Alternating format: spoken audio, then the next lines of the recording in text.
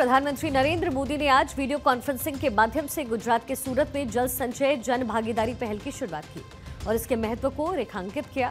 उन्होंने कहा कि भारत में जन भागीदारी और जन आंदोलन से जल संरक्षण और प्रकृति संरक्षण का अनूठा अभियान चल रहा है। इसका शुभारंभ करते हुए हमें प्रसन्नता हो रही है। प्रधानमंत्री ने कहा कि पिछले दिनों देश के कई भाग में बारिश से भारी तबाही देखने को मिली। देश का शायद ही कोई ऐसा इलाका था जिसने इस मुसीबत को ना झेला हो, लेकिन इस बार गुजरात बहुत बड़े संकट से घिर गया। पीएम मोदी ने कहा कि मैं कई सालों तक गुजरात का मुख्यमंत्री रहा, लेकिन एक साथ इतने तहसीलों में इतनी तेज बारिश ना कभी सुनी और ना कभी देखी है। प्रधानमंत्री मोदी ने जल संचय के महत्व को रेखांकित किया और उन्होंने कहा कि जल संचय केवल एक योजना भर नहीं है, ये एक प्रयास भी है और कहे तो एक पुण्य का कार्य भी है। प्रधानमंत्री ने कहा कि इस मिशन में उदारता भी है और उत्तरदायित्व भी है। ये केवल संसाधनों का प्रश्न नहीं है, बल्कि जीवन और मानवता के भविष्य का प्रश्न है।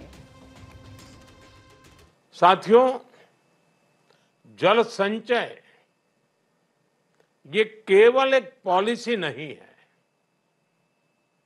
ये एक प्रयास भी है और यूं कहें तो ये एक पुण्य भी है।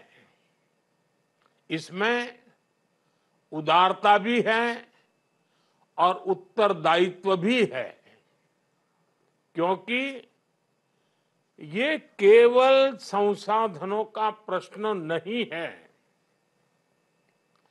ये प्रश्न जीवन का है, ये प्रश्न मानवता के भविष्य का है।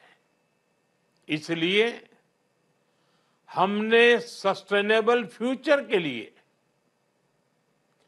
जिन 9 संकल्पों को सामने रखा है, उनमें जल संरक्षण पहला संकल्प है। सूरत नगर पालिका ने शहर में भूजल स्तर बढ़ाने के लिए 27 करोड़ की लागत से 200 से अधिक जल संरक्षण के प्रोजेक्ट शुरू किए। इसके अलावा तापी, डांग, वलसाड में भी कई प्रोजेक्ट्स की शुरुआत हुई है। आपको ग्राफिक्स के जरिए बताते हैं कि कहां कितने रुपए की लागत से प्रोजेक्ट की शुरुआत की गई। गुजरात में जल संरक्षण प्रोजेक्ट की शुरुआत हुई है।